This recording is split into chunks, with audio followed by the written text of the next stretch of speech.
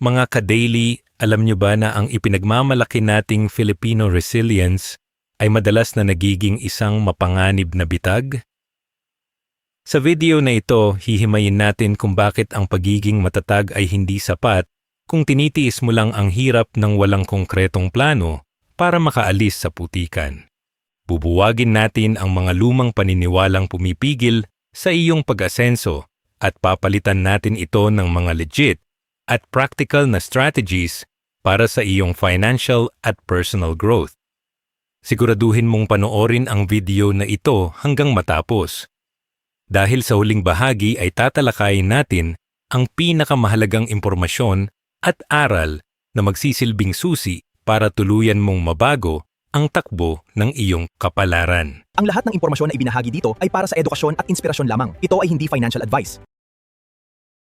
Bago natin simulan, kung pwede ay paki-like ang video na ito para mas ma-inspire pa kaming patuloy na gumawa ng mga puno at siksik sa aral na mga content kagaya nito.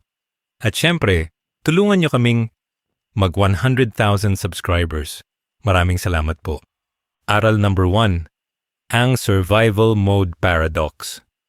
Alam nyo ba mga ka-daily na ang sobrang pagtutok natin sa kung ano lang ang kakainin natin sa araw na ito ay isa palang matinding mental prison na pumipigil sa atin para makita ang mas malaking oportunidad sa labas. Madalas nating ipinagmamalaki na tayong mga Pilipino ay parang kawayan na yumuyuko lang sa baha pero hindi nababali, pero ang hindi natin napapansin ay nananatili lang tayong nakabaon sa putik habang ang ibang bansa ay nagtatayunan ng mga modernong daike at infrastruktura.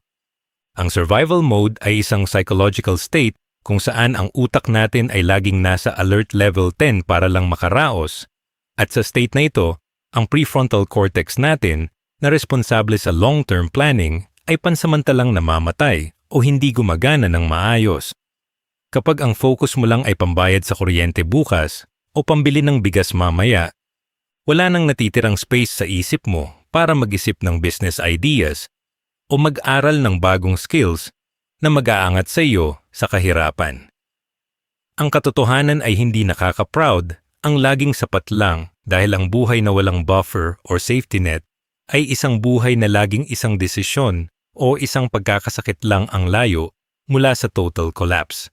Kaya naman mga ka-daily, kailangan nating aminin sa sarili natin na ang pagiging matatag sa gitna ng kakulangan ay hindi isang achievement kundi isang senyales na kailangan na nating baguhin ang ating diskarte bago pa tayo tuluyang maubos ng sistema.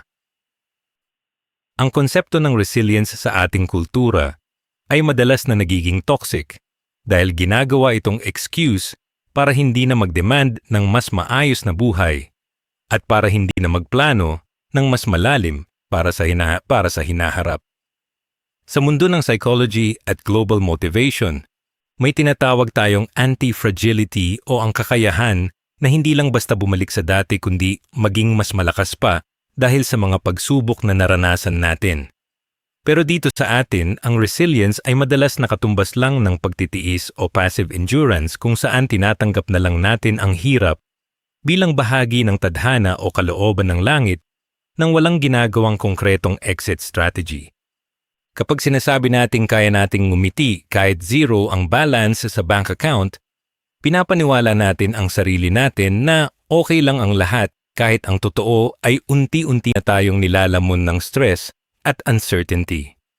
Ang tunay na lakas ay hindi nakikita sa kung gaano mo katagal kayang pasanin ang mabigat na sako, kundi sa kung paano mo gagawan ng paraan na makahanap ng cart o makina para hindi mo na kailangang pasanin ang bigat na yon habang buhay.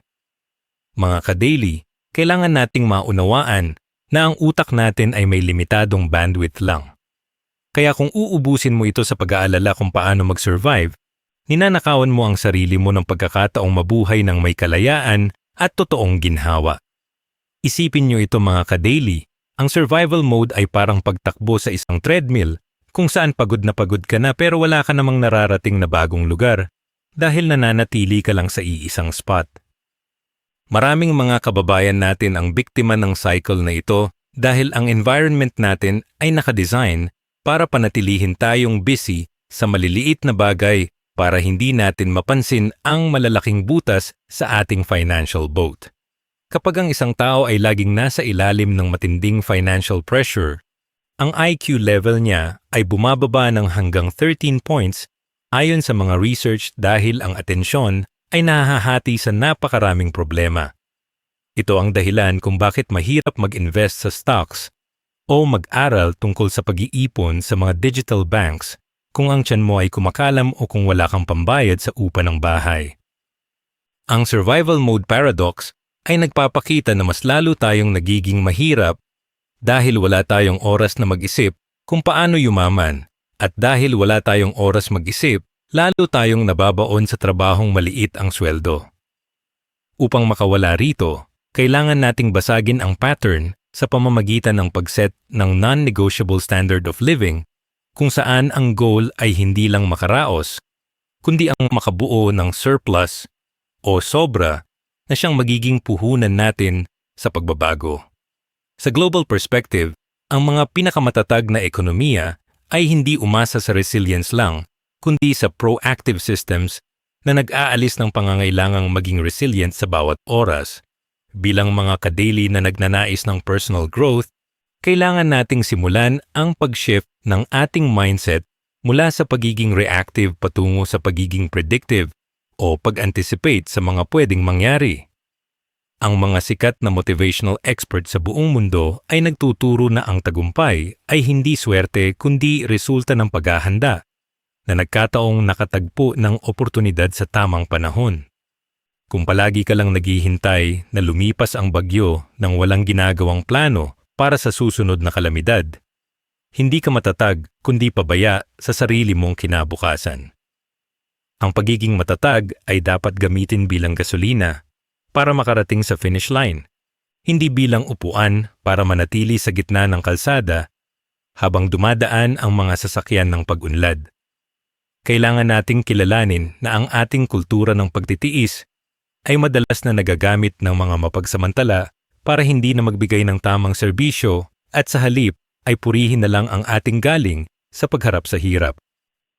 Ang huling punto na gusto kong iwan sa inyo mga ka-daily tungkol sa survival mode ay ang kahalagahan ng pagpili sa iyong mahihirapan o choosing your hard sa mas modernong pananalita.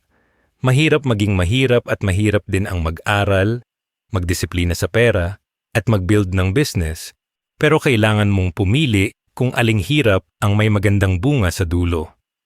Ang resilience na walang ambisyon ay isang forma ng stagnation na nagpapanggap na strength, kaya huwag mong hayaang masanay ang sarili mo sa kakaunting biyaya kung alam mong deserve mo ang mas malaki. Simulan mo sa pag-audit ng iyong oras at tignan mo kung gaano karaming sandali ang nauubos mo sa mga bagay na hindi naman nakakatulong sa iyong financial growth o personal development. Ang pag-alis sa survival mode ay nangangailangan ng radical na katapatan sa sarili at tapang na talikuran ang mga lumang habit na nagpapanatili sa iyo sa comfort zone ng pagiging biktima. Tandaan ninyo mga ka-daily, ang pinakamagandang maririnig nyo sa buhay nyo ay hindi ang papuri ng ibang tao sa iyong katatagan, kundi ang bulong ng sarili mo na sa wakas ay malaya ka na at hindi mo na kailangang magtiis pa. Aral number 2, pagbasag sa ginhawa laban sa luhong fallacy. Ay ang maling pag-unawa ng marami sa atin sa pagkakaiba ng tunay na ginhawa at ng panandaliang luho na madalas nating ikalito. Sa ating kultura, madalas nating marinig ang linyang sapat na ang simpleng buhay basta sama-sama ang pamilya, pero kung susuriin nating mabuti, ang linyang ito ay madalas na nagiging maskara para itago ang takot nating mabigo o ang kakulangan natin ng ambisyon. Ang ginhawa ay ang pagkakaroon ng peace of mind na kahit ano ang mangyari ay mayroon kang sapat na resources para suportahan ang iyong pangangailangan at ang iyong mga mahal sa buhay nang hindi kinakabahan sa susunod na bayarin. Sa kabilang banda, ang luho ay ang paggastos sa mga bagay na hindi mo naman talaga kailangan para lang ipakita sa ibang tao na nakakaangat ka na, kahit ang totoo ay butas-butas na ang iyong bulsa. Maraming mga kababayan natin ang nabibiktima ng fallacy na ito dahil mas pinipili nating magmukhang mayaman kaysa sa maging tunay na mayaman. At dito nagsisimula ang cycle ng utang at stress na mahirap takasan.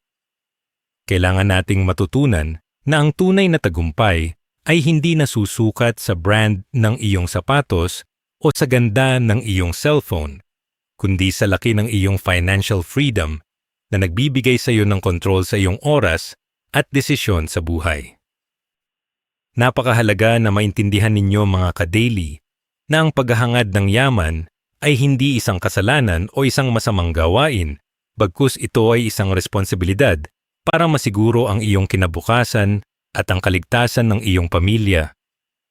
Madalas nating iniisip na ang pera ay ugat ng lahat ng kasamaan, pero ang totoo ay ang kawalan ng pera ang nagiging sanhi ng maraming krimen, away sa pamilya at pagkakasakit na hindi naagapan. Ang world-class mindset pagdating sa yaman ay itinuturing ang pera bilang isang tool o kasangkapan para makamit ang mas malalim na layunin sa buhay, tulad ng pagtulong sa kapwa o pag-abot sa iyong mga pangarap. Kapag sinabi mong sapat na ang maging mahirap basta marangal, nililimitahan mo ang iyong kakayahan na makagawa ng mas malaking impact sa mundo dahil ang isang taong walang sapat na resources ay limitado rin ang magagawa para sa iba. Ang ginhawa ay hindi kaaway ng pagpapakumbaba. Maaari kang maging napakayaman at manatiling mapagkumbaba ang puso. Habang ang pagiging dukha ay hindi automatikong garantiya ng pagiging mabuting tao. Kaya naman mga ka-daily, kailangan nating burahin ang stigma na ang paghangad ng financial growth ay pagiging sakim dahil ang tunay na layunin nito ay ang magkaroon ng kakayahang mamuhay ng walang takot sa kakulangan. Ang isa pang aspeto ng fallacy na ito ay ang maling konsepto ng reward system kung saan ginagawa nating excuse ang deserve ko naman ito pagkatapos ng isang linggong pagtatrabaho para gumastos ng walang kontrol. Ang mga sikat na motivational experts sa buong mundo ay nagtuturo ng delayed gratification o ang kakayahang ipagpaliban ang panandaliang saya para sa mas malaking reward sa hinaharap. Maraming mga ka-daily natin ang nagtatrabaho ng matindi para lang ibayad ang kanilang kinita sa mga liabilities o mga bagay na nababawasan ang value sa paglipas ng panahon sa halip na ilagay ito sa assets. Ang tunay na ginhawa ay nabubuo sa pamamagitan ng strategic na pagtitipid at pag-i-invest habang bata pa, upang sa pagtanda ay hindi ka naaasa sa iyong mga anak o sa maliit na pensyon mula sa gobyerno. Kapag inuna mo ang luho, ninanakawan mo ang iyong future self ng pagkakataong mamuhay ng komportable nang hindi na kailangang magtrabaho pa ng manual labor sa edad na 60 or 70 years old. Kailangan nating baguhin ang ating pananaw na ang paggastos ay katumbas ng pag-asenso.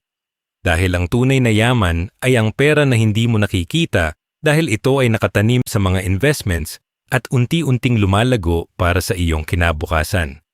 Sa ating modernong panahon, napakadali ng ma-pressure ng social media kung saan ang lahat ay nagpapakita ng kanilang best life, mga bagong gamit, at mga travel pictures na madalas ay utang lang naman ang pinangbayad.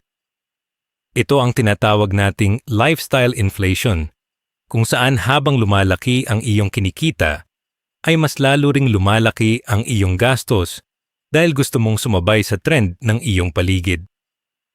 Ang aral dito mga ka-daily ay ang matutong mamuhay ng below your means o mas mababa sa iyong kakayahan upang magkaroon ka ng surplus na pwedeng gamiting puhunan sa iyong mga pangarap. Ang tunay na nakakaangat sa buhay ay ang mga taong may malaking savings at investments kahit simple lang ang kanilang kasuotan at sasakyan dahil alam nilang ang validation ng ibang tao ay walang halaga sa bank account. Huwag ninyong hayaan na ang inyong ego ang magmaneho ng inyong pitaka dahil ang ego ay walang katapusang gutom at kailanman ay hindi kanyan hahayaang makaramdam ng tunay na ginhawa. Ang pagiging matalino sa pera ay nagsisimula sa pagtanggap na hindi mo kailangang patunayan ang iyong halaga sa pamamagitan ng mga materyal na bagay, dahil ang iyong skills at character ang tunay mong puhunan. Sa huli mga ka-daily, ang pagbasag sa fallacy na ito ay tungkol sa pagpili kung ano ang mas mahalaga sa iyo, ang pansamantalang sikat o ang pangmatagalang kalayaan mula sa kahirapan. Ang tunay na ginhawa ay ang kakayahang sabihin na hindi mo kailangan ng bagong model ng cellphone dahil ang kasalukuyan mong gamit ay gumagana pa at ang perang pambili mo sana ay mas mabuting ilagay sa iyong digital bank o stocks. Isipin ninyo na ang bawat pisong nilulustay nyo sa hindi mahalagang luho ay isang sundalo na sana ay lalaban para sa inyong financial independence pero pinili ninyong isuko ng walang laban. Ang goal natin dito sa The Filipino Daily ay ang magising ang bawat Pilipino na hindi tayo ipinanganak para lang magbayad ng bills at mamatay ng walang naiwang legacy sa ating pamilya. Ang pagiging matatag ay dapat magresulta sa pagiging maunlad at ang pag-unlad ay nagsisimula sa tamang pagkilala kung ano ang tunay na magbibigay sa iyo ng ginhawa sa mahabang panahon. Tandaan ninyo mga ka-daily, ang pinakamayamang tao ay hindi ang may pinakamaraming gamit, kundi ang may pinakakaunting kailangan dahil ang kanyang kaligayahan ay hindi nakadepende sa presyo ng mga bagay sa paligid niya. Aral number 3, The Victimhood Addiction. Ang pangatlong aral na dapat nating harapin ng buong tapang mga ka-daily ay ang pag-iwas sa tinatawag na victimhood addiction o ang pagiging lulong sa pakiramdam na lagi tayong biktima ng pagkakataon. Napakadali para sa atin na isisi ang ating kahirapan sa maling pamamalakad ng gobyerno, sa kawalan ng swerte, o sa katotohanang hindi tayo ipinanganak na may gintong kutsara sa bibig. Pero ang habit na ito ang siyang pinakamalaking hadlang sa ating pag-unlad. Kapag lagi nating itinuturo ang ating daliri sa ibang tao o sa mga panlabas na salik, ibinibigay din natin sa kanila ang remote control ng ating buhay at inaamin natin na wala tayong kapangyarihang magbago. Ang mga pinakasikat na motivational thinkers sa buong mundo ay naniniwala sa konsepto ng extreme ownership kung saan inaamin mo na kahit hindi mo kasalanan ang pinagmulan mo, responsibilidad mo ang iyong destinasyon. Ang pag-asenso ay nagsisimula sa sandaling itigil mo ang paggawa ng mga excuses at simulan mong tanggapin na ikaw ang Chief Executive Officer ng sarili mong buhay at ikaw ang tanging may hawak ng panulat sa susunod na kabanata ng iyong kwento. Ang pag-alis sa mindset ng isang biktima ay masakit dahil kailangan mong harapin ang katotohanan na ang iyong mga maling desisyon ang nagdala sa iyo kung nasaan ka man ngayon, pero ito rin ang magbibigay sa iyo ng kalayaan para makapunta sa lugar na nais mong marating. Maraming mga kababayan natin ang nakahanap ng comfort sa pagiging biktima dahil nakakakuha sila ng simpatiya at atensyon mula sa ibang tao nang hindi kailangang magpakita ng effort na magbago. Ang problema rito mga kaka-daily ay ang simpatiya ay hindi nakakabayad ng bills at ang awa ng ibang tao ay hindi magbibigay sa iyo ng retirement fund na magliligtas sa iyo sa pagtanda. Sa mundo ng personal development, itinuturo na ang bawat krisis na nararanasan natin ay may kasamang binhi ng katumbas na benepisyo, pero hindi mo ito makikita kung ang mga mata mo ay laging nakatingin sa kung ano ang kinuha sa iyo, sa halip na kung ano ang pwede mong gawin. Ang mindset ng isang winner ay nakatutok sa solusyon, habang ang mindset ng isang biktima ay nakatutok sa problema at sa kung sino ang dapat managot dito. Kailangan nating intindihin na ang mundo ay walang pakialam sa ating mga nararamdaman at ang tagumpay ay hindi ibinibigay sa mga taong pinakakawawa, kundi sa mga taong pinakahandang lumaban at mag-adapt. Mga ka-daily, ang pagiging matatag ay hindi lang ang pag-iyak sa isang tabi habang hinihintay ang tulong ng iba, kundi ang pagtuyo ng iyong sariling luha at ang paghahanap ng paraan para makaahon gamit ang sarili mong mga kamay at talino. Isipin ninyo ang pagkakaiba ng salitang bakit at paano sa tuwing nahaharap kayo sa isang matinding pagsubok o kabiguan sa inyong mga plano. Ang isang taong may victimhood addiction ay laging nagtatanong kung bakit ito nangyayari sa akin O bakit lagi na lang akong malas na nagre-resulta sa depression at pagkawala ng gana na kumilos? Ngunit ang isang taong may growth mindset ay nagtatanong kung paano ko ito magagamit para matuto o paano ko masosolusyonan ang problemang ito sa lalong madaling panahon. Ang shift na ito mula sa pagiging reactive patungo sa pagiging proactive ay ang lihim ng mga matatagumpay na tao na nakikita natin sa international stage ng business at motivation. Ang hirap ay hindi pumipili ng tao pero ang tao ay may kakayahang pumili kung paano niya sasagutin ang hamon ng hirap na iyon sa kanyang araw-araw na pamumuhay.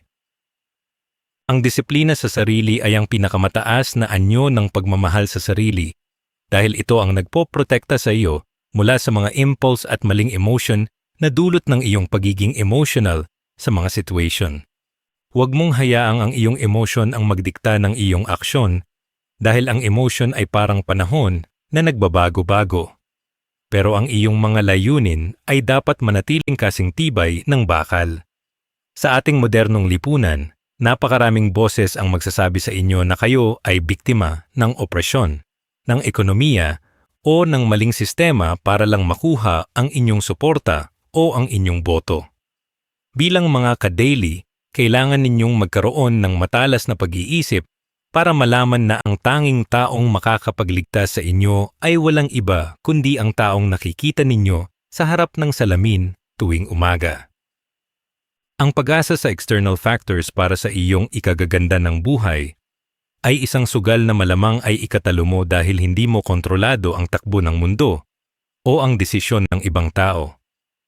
Sa halip na maghintay ng perpektong gobyerno o perpektong kumpanya, simulan mong gawing perpekto ang iyong sariling mga sistema sa loob ng iyong tahanan at sa iyong sariling trabaho. Ang tunay na resilience ay ang pagkakaroon ng lakas ng loob na aminin na ikaw ang may problema at ikaw rin ang may solusyon dahil doon nagsisimula ang tunay na pagbabago na hindi kayang ibigay ng kahit sinong leader.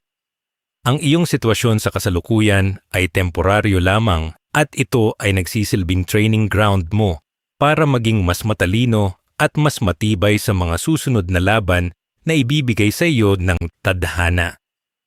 Ang yaman ay hindi nagsisimula sa bulsa kundi sa isip, at ang isang isip na malaya sa victimhood ay isang isip na handang kumita ng millions dahil wala na itong limitasyong pinaniniwalaan. Sa huli mga ka-daily, tandaan ninyo na ang pinakamagandang kwento ng tagumpay sa buong mundo ay hindi ang mga taong naging madali ang buhay, kundi ang mga taong nagsimula sa wala at tumangging maging biktima ng kanilang sitwasyon. Ang bawat barya na iyong naitatabi, ang bawat libro na iyong binabasa, at ang bawat skill na iyong pinag-aaralan ay mga hakbang palayo sa pagiging biktima at patungo sa pagiging arkitekto ng iyong kapalaran. Huwag mong hayaang ang iyong nakaraan ang magdikta ng iyong hinaharap dahil ang kahapon ay tapos na at ang bukas ay wala pa rito kaya ang mahalaga ay ang ginagawa mo sa puntong ito. Ang pagiging matatag ay dapat may kasamang radical accountability kung saan handa mong tanggapin ang lahat ng bigat ng responsibilidad nang hindi nagrereklamo o naghahanap ng sisisihin. Sa channel na ito ng The Filipino Daily, ang goal natin ay lumikha ng isang komunidad ng mga Pilipino na hindi na umaasa sa swerte, kundi umaasa sa sariling galing, sipag, at matalinong pagpaplano. Kapag tinanggal mo ang addiction sa pagiging biktima, magugulat ka na lang kung gaano kalawak ang mundo at kung gaano karaming pinto ang biglang magbubukas para sa iyo dahil ang aura mo ay hindi na humihingi ng limos kundi nag-aalok na ng halaga. Tandaan, hindi ka biktima. Ikaw ay isang warrior na naghahanda para sa iyong pinakamalaking panalo sa buong buhay mo. Aral number 4, social debt. Ang utang na loob na nakakalunod. Ang pang-apat na aral na kailangan nating himayin ng mabuti mga ka-daily ay ang konsepto ng utang na loob na madalas nating maling magamit sa loob ng ating pamilya at lipunan. Sa ating kultura, tinitingnan ang utang na loob bilang isang banal na obligasyon, pero sa mundo ng financial growth, ito ay madalas na nagiging isang anyo ng social debt na pumipigil sa isang tao na makaangat sa buhay. Maraming mga kababayan natin ang hindi makapag-invest o makapag-ipon para sa kanilang kinabukasan dahil ang lahat ng kanilang kinikita ay napupunta sa pagsuporta sa mga kamag-anak na umaasa sa kanila ng walang katapusan. Ang pagtulong sa pamilya ay isang marangal na gawain, pero kapag ito ay nauwi sa punto na ikaw na ang nalulunod para lang panatilihing nakalutang ang iba, hindi na ito pagtulong kundi pagpapakamatay ng iyong sariling pangarap. Kailangan nating matutunan ang sining ng pagtatakda ng boundaries o hangganan dahil ang tunay na pagmamahal ay hindi nangangahulugan ng pagpayag na maging biktima ka ng financial abuse kahit mula pa ito sa iyong mga kadugo. Ang mga sikat na advisors sa buong mundo ay laging nagsasabi na kailangan mong unahin ang iyong sariling oxygen mask bago ka tumulong sa iba. Dahil kung ikaw mismo ay walang hangin, pare-pareho lang kayong mawawalan ng buhay sa dulo. Maraming mga ka-daily ang nakakaramdam ng matinding guilt o pagkakasala tuwing susubukan nilang mag-ipon para sa sarili dahil iniisip nilang sila ay nagiging madamot sa kanilang mga magulang o kapatid. Ang kailangang maunawaan ng bawat Pilipino ay ang katotohanang hindi mo kayang magbigay mula sa isang basong walang laman o empty cup. Ang pagbuo ng yaman ay hindi gawaing makasarili. Ito ay isang strategic move upang magkaroon ka ng mas malaking kapasidad na tumulong sa hinaharap nang hindi mo naisasakripisyo ang iyong seguridad. Isipin nyo, kung lahat kayo sa pamilya ay sabay-sabay na naghihirap at walang sino man ang naglakas loob na mag-ipon at mag-invest dahil sa takot na matawag na madamot, mananatili kayong lahat sa cycle ng kahirapan hanggang sa susunod na henerasyon.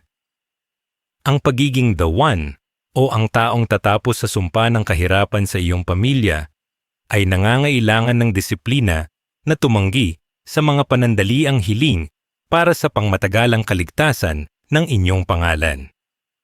Ang tunay na utang na loob ay naibabalik sa pamamagitan ng pagiging matagumpay na tao na kayang magbigay ng inspirasyon at tamang gabay. Hindi sa pamamagitan ng pagiging human ATM na nauubusan ng pera bawat kinsenas at katapusan. Sa modernong panahon, kailangan nating ituro sa ating mga mahal sa buhay ang pagkakaiba ng pangangailangan sa kagustuhan dahil madalas ay tayo ang nagbabayad para sa luho ng iba habang tayo ay nagtitiis sa hirap.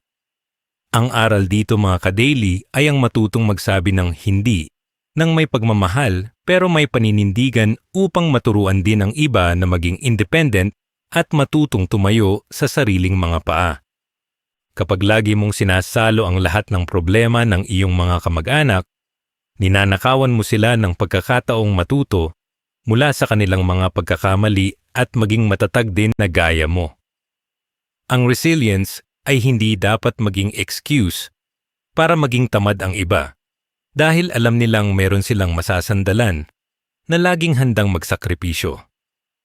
Ang global expert sa wealth building ay naniniwala na ang pinakamagandang legacy na may iwan mo ay hindi ang perang ibibigay mo araw-araw, kundi ang sistema at mindset na ituturo mo sa kanila para hindi na sila umasa sa kahit kanino.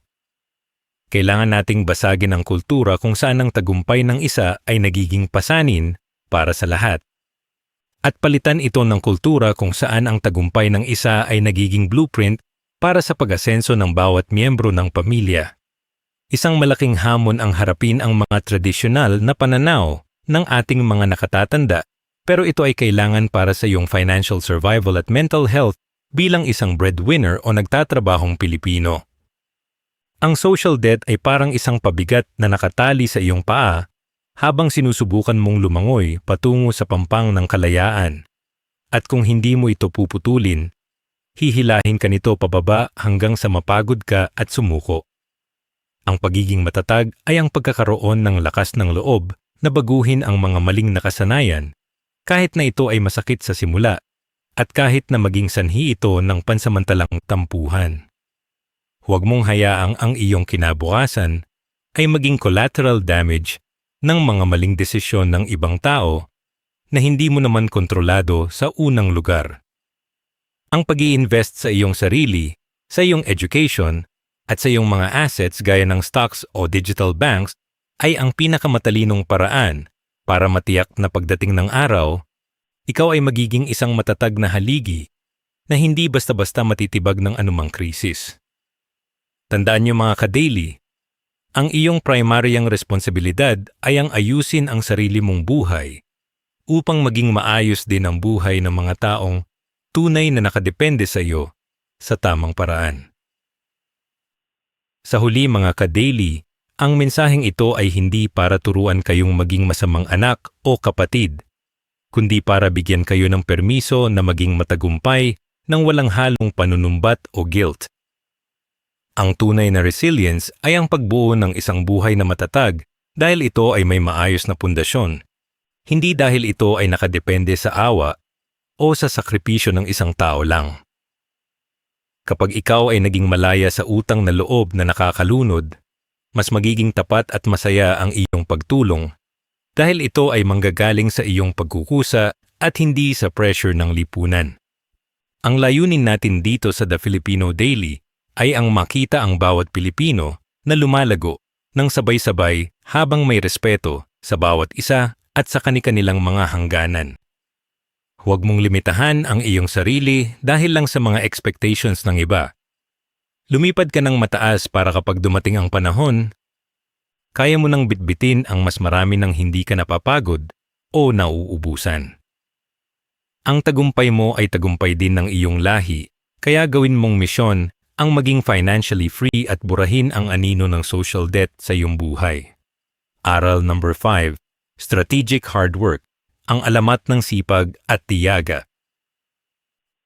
Ang panglimang aral na tatalakayin natin mga ka-daily ay ang pagbasag sa lumang paniniwala na ang sipag at tiyaga lang ang tanging susi sa tagumpay. Madalas nating marinig sa ating mga magulang at sa paaralan na kailangan lang nating magpakapagod at magtiis para guminhawa ang buhay.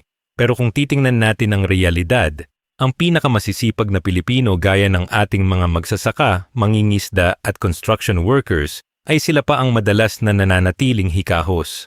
Ito ay dahil ang pagod na walang direksyon at walang tamang sistema ay nauuwi lang sa pagkaubos ng iyong lakas, nang walang katumbas na paglago ng iyong bulsa.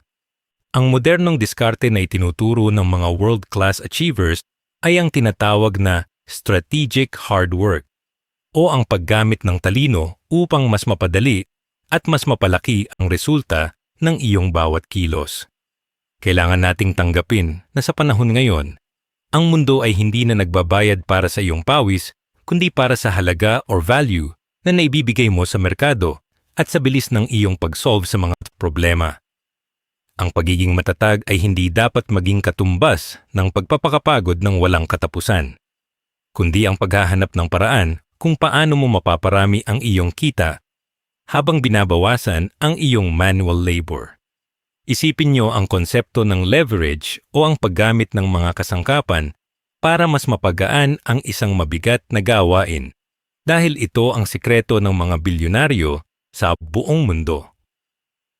Bilang mga ka-daily, kailangan nating matutunan kung paano gamitin ang teknolohiya, ang internet, at ang mga sistema para dumami ang ating output nang hindi nadaragdagan ang ating oras sa pagtatrabaho. Kung ikaw ay nagbebenta ng iyong oras para sa pera, laging may limitasyon ang iyong kikitain dahil lahat tayo ay meron lamang 24 hours sa loob ng isang araw. Pero kung matututunan mong bumuo ng mga assets o mga sistema na gumagana kahit natutulog ka, gaya ng isang maliit na negosyo, digital contents, o mga investments, doon mo mararanasan ang tunay na pag-asenso. Ang sipag ay dapat nakalaan sa pagbuo ng mga pipelines o mga daanan ng pera, hindi sa pag-iigib ng balde-balding tubig araw-araw na hihinto rin kapag napagod ka na o nagkasakit. Ang aral dito ay huwag lang tayong maging masipag sa paggawa. Maging masipag din tayo sa pag-iisip kung paano tayo makakaalis sa de-oras na trabaho patungo sa resulta-based na pamumuhay. Sa larangan ng personal growth, napakahalaga ng tinatawag na high-value skills. o mga kasanayan, nakakaunti lang ang nakakaalam, pero malaki ang pangangailangan sa buong mundo. Marami sa ating mga kababayan ang nakukontento na sa mga trabahong kahit sino ay kayang gawin, kaya naman madali silang palitan at laging maliit ang kanilang sweldo dahil sa tindi ng kompetisyon. Kung gusto ninyong maging tunay na matatag at maunlad, kailangan ninyong mag-invest sa inyong sarili para maging eksperto sa isang bagay na may mataas na halaga gaya ng digital marketing, financial planning, or specialized technical skills. Ang hard work ay dapat nakatutok sa pag-aaral at pag-master ng mga bagong kasanayan na ito, habang ang iba ay naglalaro o nanonood lang ng mga bagay na walang kwenta.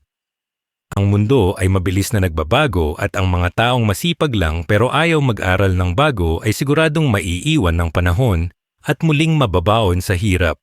Mga ka-daily, gawin ninyong layunin na bawat taon ay may bago kayong natututunan na skill na magpapataas ng inyong presyo bilang isang professional o bilang isang entrepreneur. Dapat din nating maunawaan ang Pareto Principle o ang 80-20 rule kung saan 80% ng iyong mga resulta ay nagmumula lamang sa 20% ng iyong mga ginagawa sa araw-araw.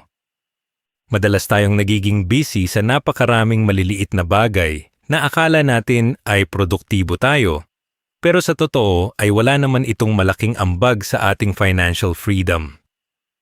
Ang strategic hard work ay ang kakayahang piliin ang mga mahahalagang gawain na magbibigay sa iyo ng pinakamalaking balik at pagtuunan ito ng iyong buong focus at enerhiya. Huwag mong ubusin ang iyong lakas sa pag-aayos ng mga bagay na hindi naman nakakapagpasok ng pera o hindi nakakatulong sa iyong pangarap dahil ang oras ay ang iyong pinaka-importanteng currency. Kapag natutunan mong maging mapili sa iyong mga pinagkakaabalahan, makikita mo na mas marami kang nagagawa sa mas maikling panahon at mas may oras ka pa para sa iyong sarili at pamilya. Ang pagiging matatag ay ang pagkakaroon ng disiplina na bitawan ang mga gawaing walang saysay, kahit na ito ay nakasanayan na nating gawin sa loob ng mahabang panahon. Sa huli mga ka-daily, ang mensahe ko sa inyo ay huwag ninyong gawing medalya ang pagiging pagod dahil ang tunay na trophy ay ang resulta at ang kalidad ng buhay na nabubuo nyo para sa inyong pamilya. Ang resilience na ipinagmamalaki nating mga Pilipino ay dapat nating gamitin para tiisin ang hirap ng pag-aaral ng mga komplikadong bagay at ang hirap ng pagtatayo ng sariling pangalan at negosyo. Ang alamat ng sipag at tiyaga ay kailangang dagdagan ng talino at diskarte upang hindi tayo maging alipin ng ating sariling trabaho habang buhay. Dito sa The Filipino Daily, naniniwala kami na ang bawat isa sa inyo ay may potential na maging global player kung gagamitin nyo ang inyong katatagan sa tamang paraan at sa tamang direksyon. Ang tagumpay ay hindi ibinibigay sa mga taong pinakamaraming pawis, kundi sa mga taong pinakamaraming naibibigay na solusyon at halaga sa mundong ating ginagalawan. Simulan nyo na ngayong araw na tignan ang inyong trabaho o negosyo at itanong sa sarili, paano ko ito gagawin ng mas matalino para mas mabilis akong makaunlad? Aral number 6. The bukas na virus o temporal myopia. Ang manmang-anim na aral na kailangan nating sugpuin mga ka-daily ay ang ugali ng pagpapaliban o ang tinatawag nating bukas na lang mindset na parang isang virus na unti-unting pumapatay sa ating mga pangarap. Sa ating kultura, madalas nating gamitin ang linyang bahala na o may oras pa naman. Pero ang hindi natin alam ay ito ang pinakamapanganib na sugal na ginagawa natin sa ating buhay. Dahil ang oras ay ang tanging bagay na hindi natin pwedeng mabawi o madagdagan. Ang mga experts sa psychology ay tinatawag itong temporal myopia o ang pagkakaroon ng malabong paningin pagdating sa ating kinabukasan, kung saan mas pinahahalagahan natin ang sarap at ginhawa ngayon kaysa sa seguridad natin sa darating na mga taon. Maraming mga kababayan natin ang nagugulat na lang na lumipas na ang 10 taon sa kanilang trabaho pero wala pa rin silang naipon o napundar dahil palagi nilang iniisip na may susunod pa namang sahod o pagkakataon. Ang pagiging matatag ay hindi sapat kung ginagamit mo lang ito para tiisin ang kasalukuyan habang pinababayaan mong mabulok ang iyong hinaharap dahil sa katamaran o takot na magsimula ngayon. Kailangan nating matutunan ang konsepto ng delayed gratification o ang sining ng pagtitiis sa hirap ng disiplina ngayon para sa mas matamis na tagumpay sa bandang huli.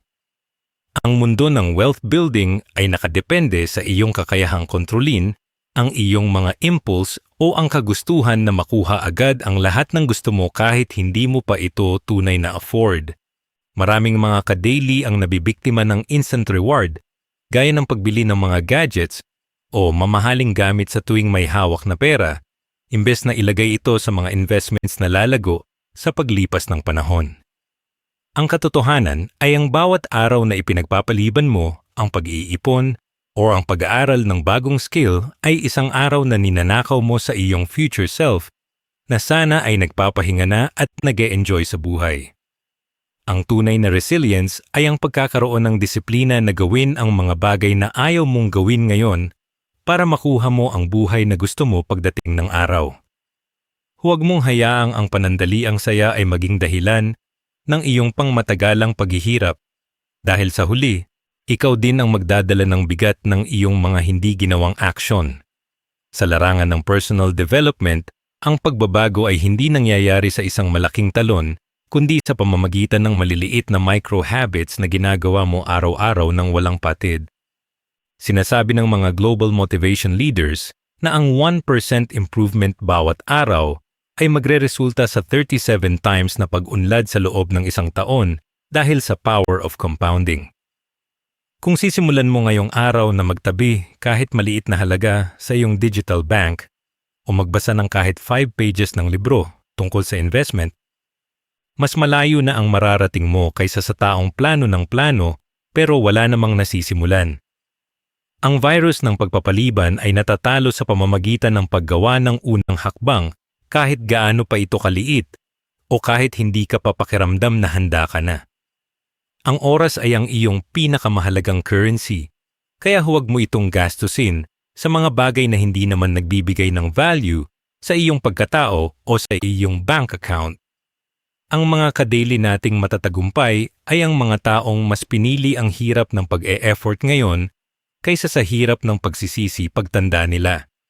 Dapat din nating maunawaan na ang mahihirap ay nagbebenta ng kanilang oras para kumita ng pera, habang ang mayayaman ay ginagamit ang kanilang pera para bilhin ang kanilang oras at kalayaan. Kapag lagi mong sinasabi na bukas na lang, ibinibigay mo ang iyong pinaka-importanteng asset sa mga bagay na walang katuturan at hinahayaan mong ang ibang tao ang magdikta ng iyong schedule. Ang pagiging matatag ay ang pag-unawa na ang bawat segundo ay mahalaga at ang paghihintay ng tamang panahon ay isang ilusyon lang dahil ang tanging tamang panahon ay ang kasalukuyan. Ang global market ay hindi naghihintay sa mga taong mabagal kumilos o sa mga taong laging may dahilan kung bakit hindi nila magawa ang kanilang mga tungkulin. Kung gusto ninyong makasabay sa bilis ng mundo at makaahon sa Filipino Resilience Myth, kailangan ninyong maging agresibo sa pag-abot sa inyong mga goals at huwag hayaang lumipas ang isang araw na wala kayong nagawang progress. Ang iyong pangarap ay hindi maghihintay sa iyo habang ikaw ay nakahiga o nanonood ng mga walang kwentang videos sa social media.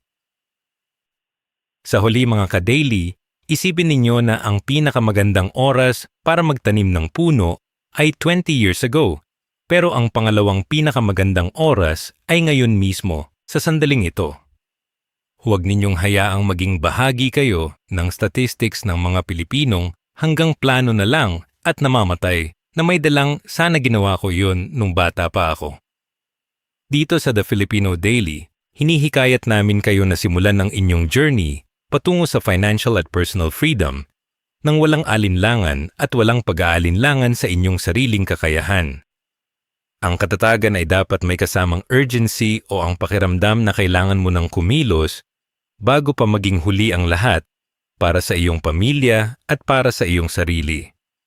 Ang bukas ay hindi garantiya kaya gamitin mo ang lakas na mayroon ka ngayon para magtayo ng pundasyon na hindi kayang tibagin ng kahit anong krisis sa hinaharap. Tandaan ninyo, ang tagumpay ay para sa mga taong marunong rumespeto sa oras at sa mga taong hindi takot simulan ang laban kahit gaano pa ito kahirap sa simula. Aral number 7. Psychological Resilience laban sa Passive Endurance. Ang pangpito at isa sa pinakaimportanteng aral na dapat nating matutunan, mga ka-daily, ay ang malaking pagkakaiba ng tunay na psychological resilience sa tinatawag nating passive endurance o yung pagtitiis lang dahil wala tayong choice. Sa ating bansa, madalas nating purihin ang mga taong nakakayanan ang lahat ng hirap kahit na ang totoo ay wala naman silang ginagawa para baguhin ang sitwasyon nila. Iyon ang passive endurance. Ang passive endurance ay parang pagpayag na mabasa ka ng ulan habang naghihintay na tumila ito. Pero ang psychological resilience ay ang paghahanap ng paraan para makagawa ng masisilungan o makahanap ng ibang daan para hindi ka mabasa. Ang mga sikat na psychologist sa buong mundo ay nagtuturo na ang tunay na resilience ay ang kakayahang mag-adapt at mag-evolve sa gitna ng pressure, hindi lang ang pagiging manhid sa sakit o sa hirap ng buhay.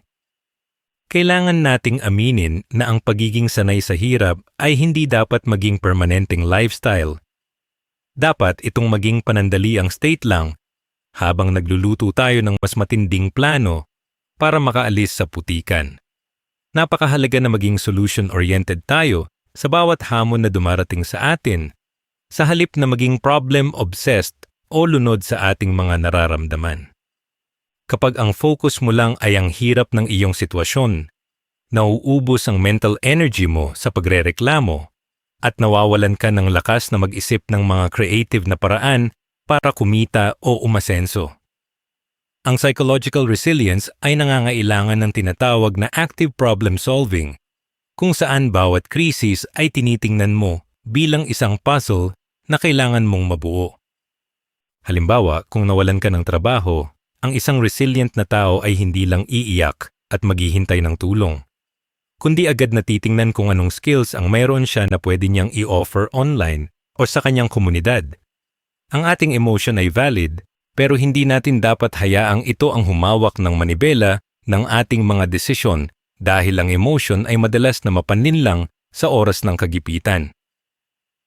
Mga ka-daily, kailangang sanayin ang utak na laging magtanong ng ano ang susunod kong hakbang sa halip na bakit ba ito nangyayari sa akin?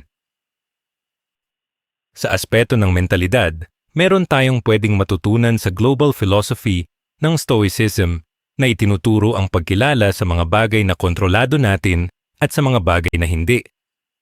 Ang passive endurance ay madalas na nauubos ang lakas sa pag-aalala sa ekonomiya, sa traffic o sa ugali ng ibang tao na wala naman tayong magagawa para baguhin. Pero ang tunay na resilient na Pilipino ay nakatutok lang sa kanyang sariling kilos, sa kanyang sariling pag-i-invest, at sa kanyang sariling disiplina dahil ito lang ang tanging kontrolado niya. Kapag nalaman mo ang boundaries ng iyong kapangyarihan, magkakaroon ka ng peace of mind na hindi matitibag ng kahit anong ingay sa labas dahil alam mong matatag ang iyong pundasyon sa loob. Ang katatagan ay hindi ang kawalan ng takot, kundi ang paggawa ng dapat mong gawin kahit na ikaw ay natatakot o nahihirapan sa kasalukuyan. Ang pagkontrol sa iyong emotional na reaction ay ang pinakamalakas na sandata na pwedeng magkaroon ang isang ka-daily upang hindi siya madaling mabiktima ng mga panandaliang problema. Dapat din nating maunawaan na ang resilience na walang exit strategy ay isang anyo ng stagnation o ang pagtigil sa pag-unlad kahit na mukhang malakas ka sa paningin ng iba. Hindi porket kaya mong tiisin ang overtime ng walang bayad o ang maliit na sweldo ay matibay ka na. Minsan ang pag-alis sa sitwasyong hindi ka pinahahalagahan ang mas malaking senyales ng tunay na lakas. Ang mundo ng motivation ay naniniwala na ang bawat pagtitiis ay dapat may deadline at dapat may malinaw na layunin kung bakit mo ito ginagawa sa puntong ito ng iyong buhay. Kung nagtitiis ka lang para makaraos sa bawat araw ng walang plano para sa investment o para sa sariling business, para ka lang tumatakbo sa loob ng isang cage na walang labasan. Ang aral dito ay ang paggamit ng iyong stress tolerance bilang isang leverage para makamit ang iyong financial freedom sa lalong madaling panahon at hindi para masanay sa habambuhay na sakripisyo. Ang tunay na matatag na Pilipino ay yung marunong lumaban pero marunong ding sumuko sa mga lumang sistema na hindi na gumagana para sa kanyang ikagaganda.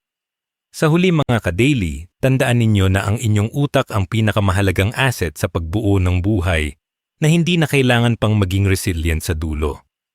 Ang layunin natin ay hindi ang maging pinakamagaling mag-survive sa hirap, kundi ang maging pinakamagaling sa pag-iwas sa hirap sa pamamagitan ng matalinong pagpaplano at pagbuo ng yaman. Huwag mong hayaang ang resilience myth ay maging kadena na magpapanatili sa iyo sa pagiging kontento sa kakarampot na biyaya habang ang mundo ay nag-aalok ng napakalawak na oportunidad.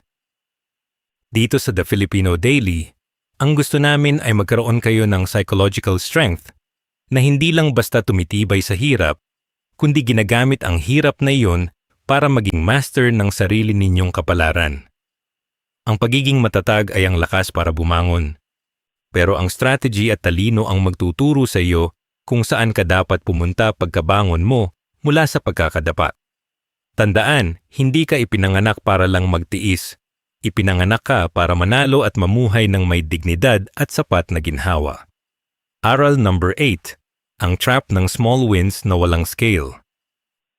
Ang pangwalo na aral na kailangan nating pag-usapan ng seryoso mga ka-daily ay ang panganib ng pagkakaroon ng tinatawag na sideline mindset o ang pagiging kontento sa mga maliliit na kita na wala namang kakayahang lumago sa hinaharap. Sa ating kultura, hilig nating magkaroon ng mga raket o maliliit na benta-benta para lang may pandagdag sa araw-araw na gastos.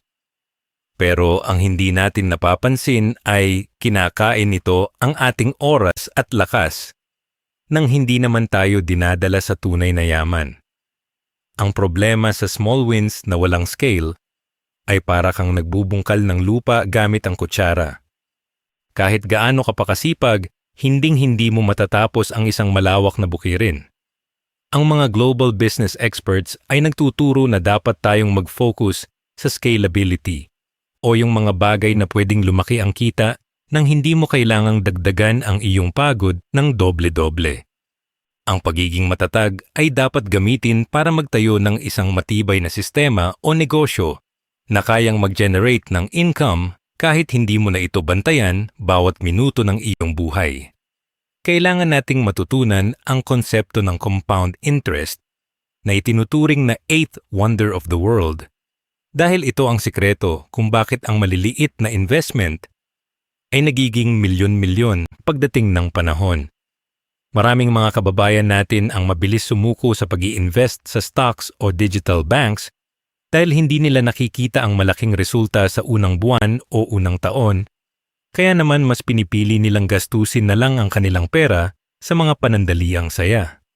Ang aral dito mga ka-daily ay ang pagkakaroon ng pasensya at pananaw na pangmatagalan dahil ang tunay na yaman ay hindi nangyayari overnight, kundi ito ay resulta ng consistent na paglalagay ng assets sa loob ng mahabang panahon.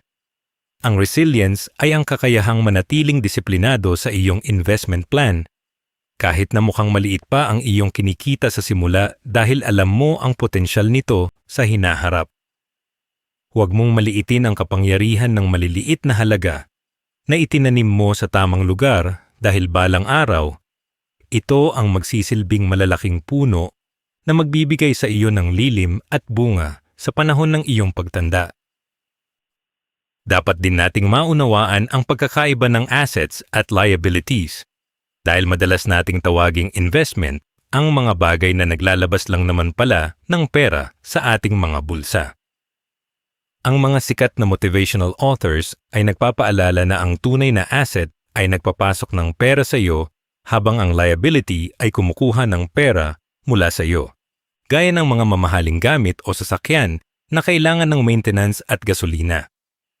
Maraming mga ka-daily ang nag-aakalang ang pagbili ng mga luho ay senyales ng pag-asenso, pero sa totoo ay lalo lang silang nababaon sa trap ng pagtatrabaho para lang bayaran ang mga bagay na iyon.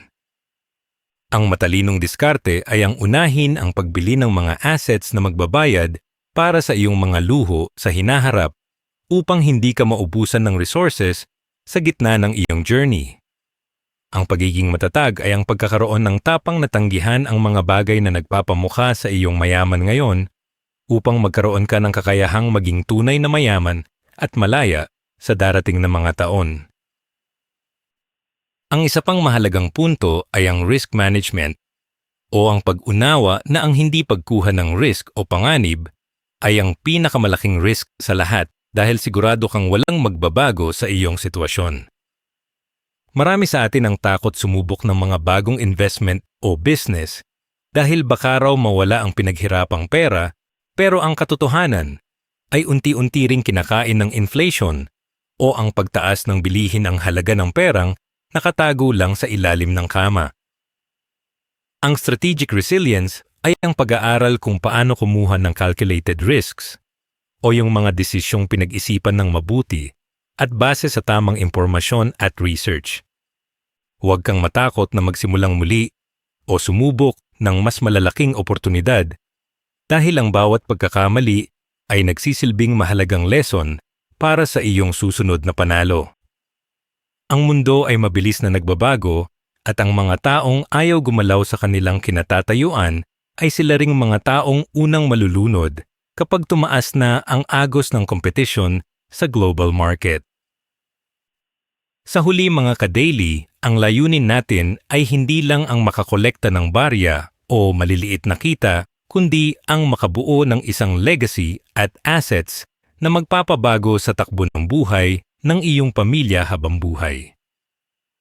Ang trap ng small wins ay mapanlinlang dahil binibigyan ka nito ng peking pakiramdam ng tagumpay na nagpapakaba sa iyo tuwing may darating na emergency dahil wala kang sapat na buffer.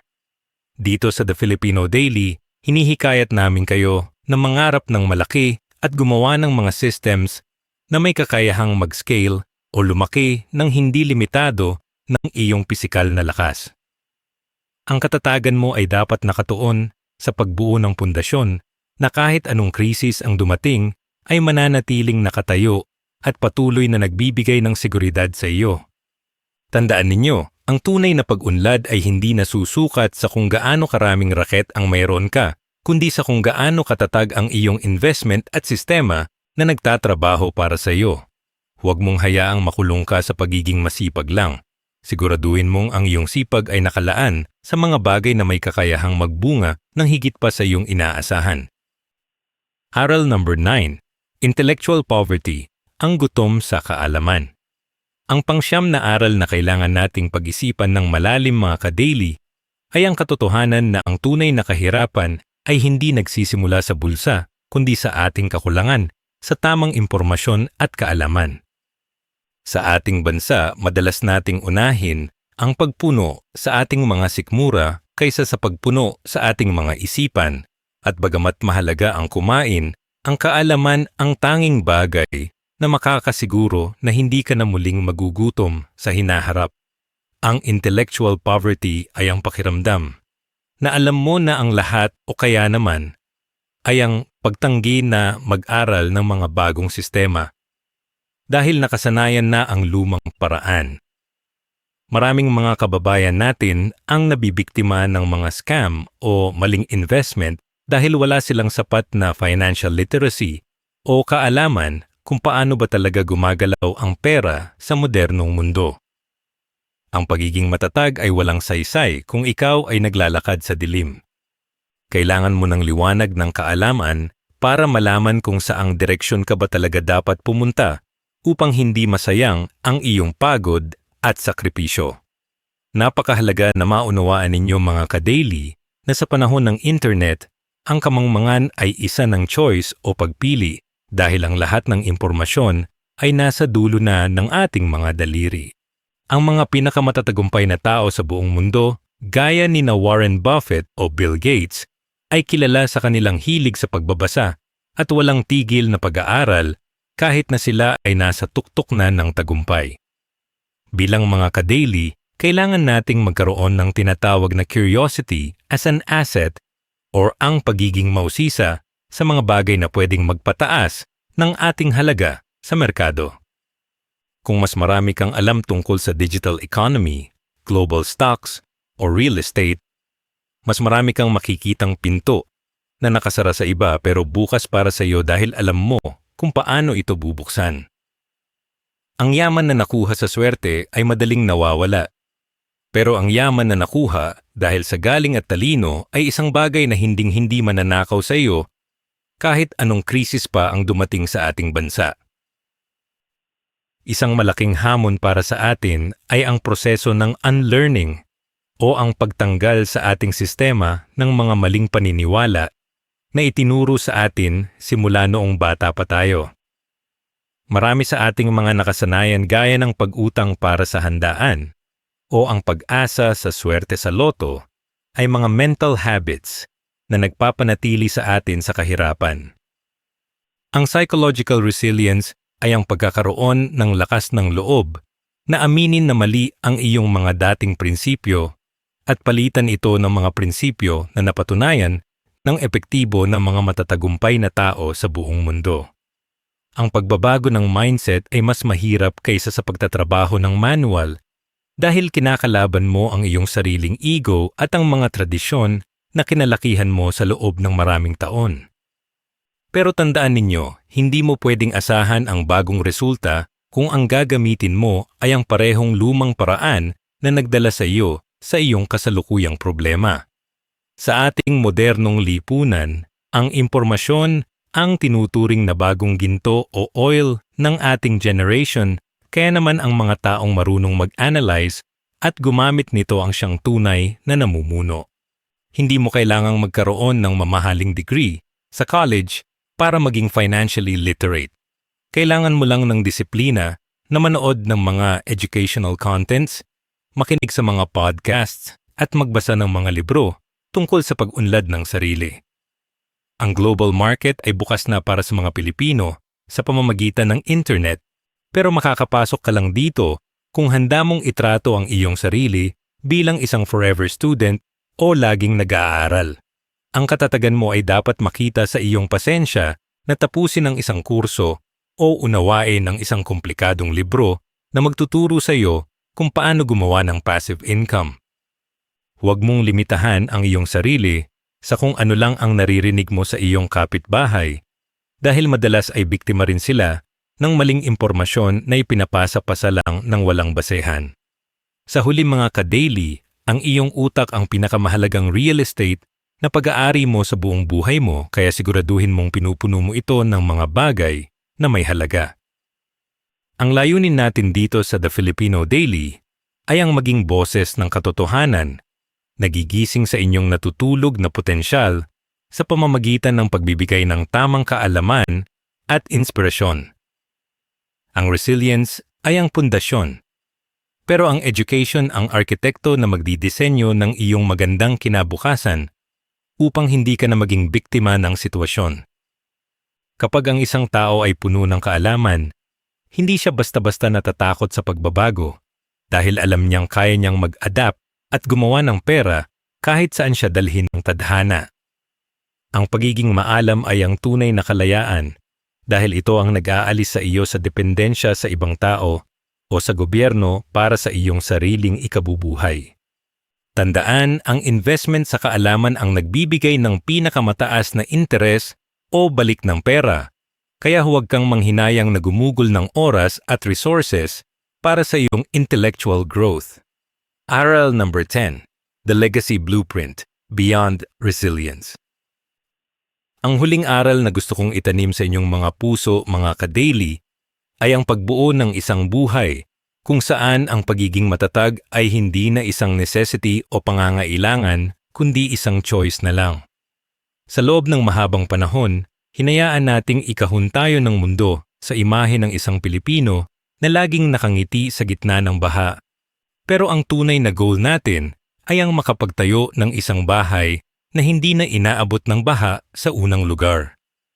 Ang legacy blueprint ay ang paglipat mula sa mindset ng pag-survive patungo sa mindset ng pag-thrive, o ang pamumuhay ng may sobra upang ang iyong mga anak at apo ay hindi na dumanas ng hirap na pinagdaanan mo. Ang pagiging matatag ay ang tulay lamang na magdadala sa iyo sa pampang ng kasaganaan, at kapag nandoon ka na, kailangan mo nang bitawan ang mabigat na sako ng pagtitiis upang makapagsimula kang magdisenyo ng iyong legacy. Ang tunay na tagumpay ay ang pagkakaroon ng sistema na protektado ang iyong pamilya kahit wala ka na sa mundong ito. Dahil nakapagtatag ka ng mga assets at values na magsisilbing gabay nila habang buhay. Kailangan nating matutunan ang konsepto ng system building o ang paglikha ng mga automated income na hindi na nangangailangan ng iyong physical presence bawat segundo.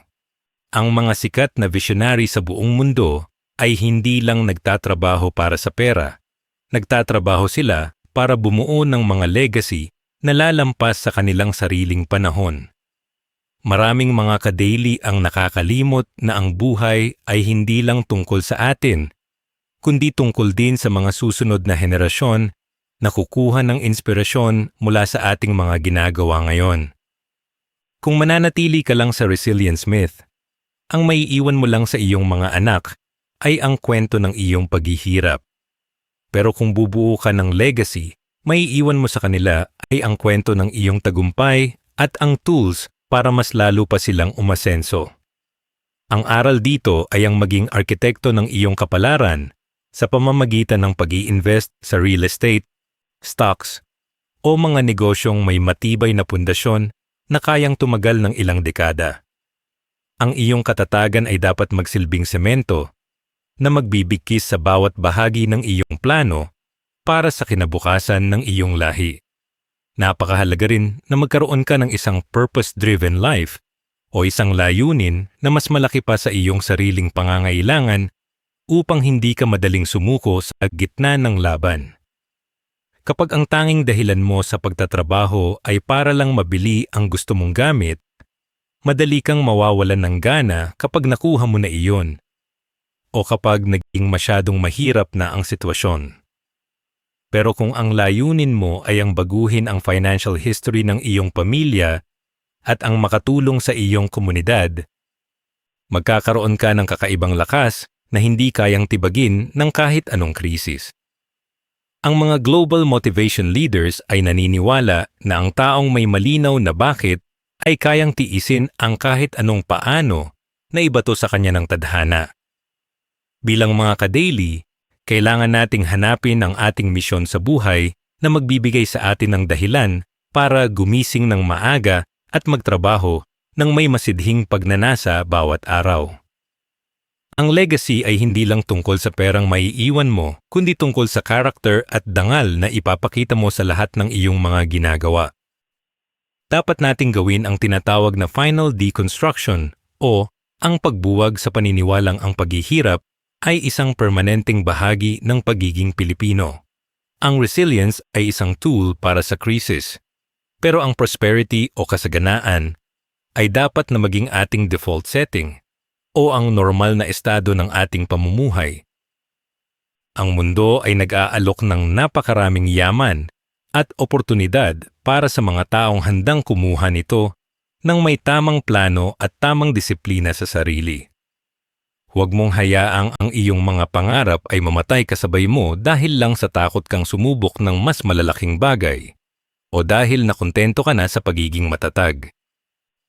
Ang tunay na matibay na tao ay yung kayang aminin na gusto niya ng mas magandang buhay at handa siyang gawin ang lahat ng legal at moral na paraan para makuha ito. Dito sa The Filipino Daily, ang pangarap namin ay makakita ng isang generation ng mga Pilipino na malaya sa utang, malaya sa takot, at may sapat na yaman para baguhin ang takbo ng ating lipunan. Sa huli mga ka-daily, ang huling mensahe ko sa inyo sa seryeng ito ay ang paalala na ang iyong buhay ay isang obra maestra na ikaw mismo ang gumagawa.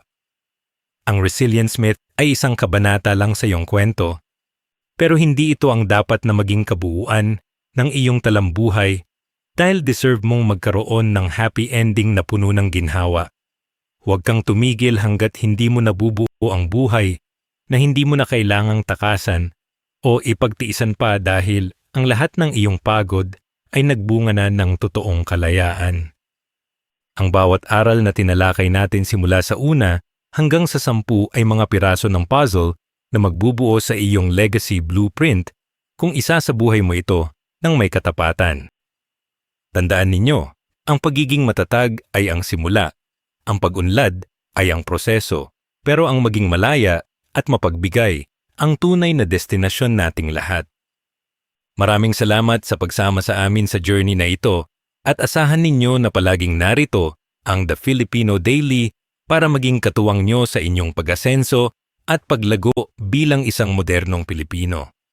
Bilang pagtatapos mga ka-daily, tandaan ninyo na ang tunay na katatagan ay hindi nasusukat sa kung gaano mo katagal kayang tiisin ang hirap, kundi sa kung gaano kakabilis gumawa ng paraan para makaahon at hindi na muling bumalik sa ganitong sitwasyon. Ang Filipino resilience ay dapat maging panandaliang sandata lamang at hindi isang habambuhay na lifestyle.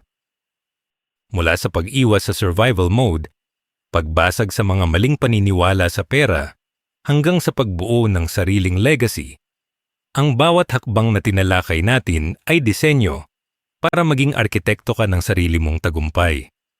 Huwag mong hayaang ang iyong potensyal ay makulong sa barya-baryang kita o sa takot na sumubok ng mas malalaking oportunidad. Gamitin mo ang iyong talino, disiplina at ang mga bagong kaalaman na natutunan mo rito sa The Filipino Daily upang itayo ang pundasyon ng iyong kalayaan. Hindi ka ipinanganak para lang maging matatag sa gitna ng unos. Ipinanganak ka para maging malaya, maunlad, at mag-iwan ng isang pangalang ipagmamalaki ng susunod na henerasyon. Simulan mo na ang pagbabago ngayon dahil ang iyong kinabukasan ay nasa iyong mga kamay. Kung nagustuhan ninyo ang videong ito, huwag kalimutang i-like at i-share. I-comment sa baba ang gustong aral na natutunan ninyo para makatulong din sa iba. At para sa mas marami pang ganitong content, mag-subscribe na sa ating YouTube channel ang The Filipino Daily. Maraming salamat.